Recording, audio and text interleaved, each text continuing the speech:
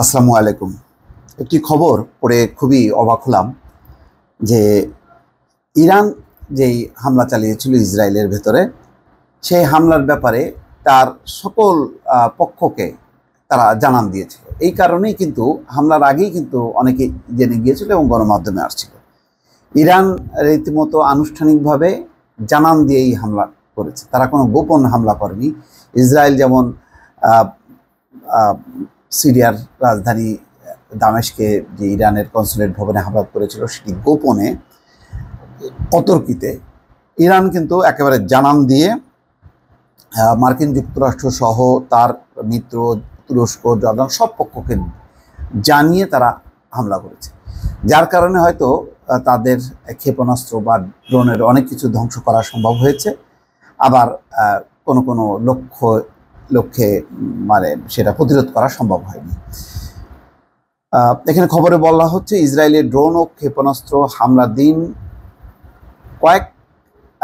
কয়েক আগে নোটিশ দিয়েছিল ইরান। তুরস্ক, জর্ডান ও ইরাকি কর্মকর্তারা গতকাল রোববার এই কথা জানান। তার মানে এই তিনটা দেশ মানে স্বীকার করেছে যে ইরান জানিয়েছিল যে তারা কবে, কখন, কোথায় হামলা করতে যাচ্ছে। তবে মার্কিন কর্মকর্তারা বলেছেন এই ব্যাপারে ওয়াশিংটনকে সতর্ক করেনি তেহরান, কিন্তু তেহরান বলছে যে না, তারা জানিয়েছিল। সুইজারল্যান্ডের কোনো দূতের মাধ্যমে তারা মার্কিন যুক্তরাষ্ট্রকেও জানিয়েছিল। আচ্ছা, 1 এপ্রিল সিরিয়ার রাজধানী দামেস্কে ইরানের কনসুলেটে ক্ষেপণাস্ত্র হামলা হয়। ইসরায়েল এই হামলা চালায় বলে সন্দেহ করা হয়। সন্দেহ না, এটা মোটামুটি মানে প্রকাশিত, এবং মার্কিন যুক্তরাষ্ট্র এটি বলেছে এবং তারা এটা পছন্দ করেনি। আচ্ছা, বদলা হিসেবে শনিবার রাতভর ইসরায়েলে শত শত ড্রোন ও ক্ষেপণাস্ত্র হামলা চালায় ইরান। ইরানের বেশিরভাগ ড্রোন ও ক্ষেপণাস্ত্র ইসরায়েলি ভূখণ্ডে পৌঁছানোর আগেই ধ্বংস করা হয় বলে দাবি তেল আবিবের। তবে ইরানের হামলায় এক মেয়ে শিশুর গুরুতর আহত হওয়ার তথ্য দিয়েছে ইসরায়েল। ইরানের এই হামলার পর দুই পক্ষের মধ্যে আরও উত্তেজনা বাড়ার বিষয়ে ব্যাপক উদ্বেগ তৈরি হয়। ইরানের পররাষ্ট্রমন্ত্রী হুসাইন আমির আবদুল্লাহিয়ান বলেছেন, প্রতিবেশী একাধিক দেশ ও ইসরায়েলের মিত্র যুক্তরাষ্ট্রকে 72 ঘন্টা আগেই নোটিশ দিয়ে বলা হয়েছিল যে তারা হামলা চালাবে। একেবারেই পরিষ্কার অবস্থান ইরানের। তুরস্কের পররাষ্ট্র মন্ত্রণালয় বলেছে হামলার আগে তারা ওয়াশিংটন ও তেহরান উভয়ের সঙ্গেই কথা বলেছে। তার মানে তুরস্ক জানত। তুরস্কের একটি কূটনৈতিক সূত্র বলছে তেহরান বলেছিল দামেস্কে ইরানি কনসুলেটে ইসরায়েলের হামলার জবাব দেবে তারা, এর বাইরে তারা কিছু করবে না। ইরানের সম্ভাব্য এই প্রতিক্রিয়ার বিষয়ে তুরস্ক অবগত ছিল, ফলে যা ঘটেছে তা অবাক হওয়ার মতন কিছু না। মার্কিন প্রেসিডেন্ট জো বাইডেন প্রশাসনের এক জ্যেষ্ঠ কর্মকর্তা অবশ্যই ইরানের পররাষ্ট্রমন্ত্রীর কথা অস্বীকার করেছেন।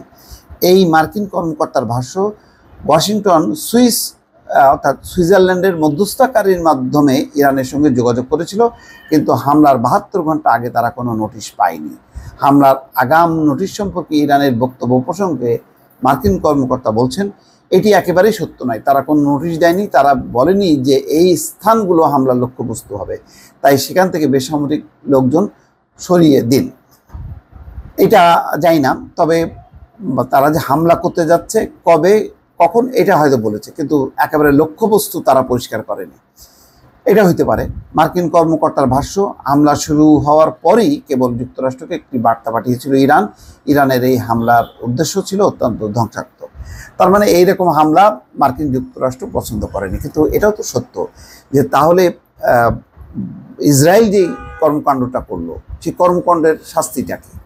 তারা যে সিরিয়ার রাজধানী দামেস্কের কনসুলেট ভবনটা একটা গুড়িয়ে দিয়ে 13 জন কে নিহত করলো, তার মধ্যে 7 জন ছিল ইরানের শীর্ষ সামরিক কমান্ডার। এত বড় যে একটি ন্যাক্কারজনক ঘটনা ঘটলো, এই ব্যাপারে মার্কিন যুক্তরাষ্ট্র কি কোনো শক্ত পদক্ষেপ নিয়েছে, নিন্দা করেছে? এবং এটার কারণে যে তারা অস্ত্র সহায়তা বা তার পাশে থাকবে না এরকম কোনো কড়া হুঁশিয়ারি দিয়েছে? তা তো দেয়নি। তাহলে ইসরায়েল যখন হামলা করলো ইরানের, তখন মার্কিন যুক্তরাষ্ট্র চুপ থাকলো কেন? এটা একটা প্রশ্ন।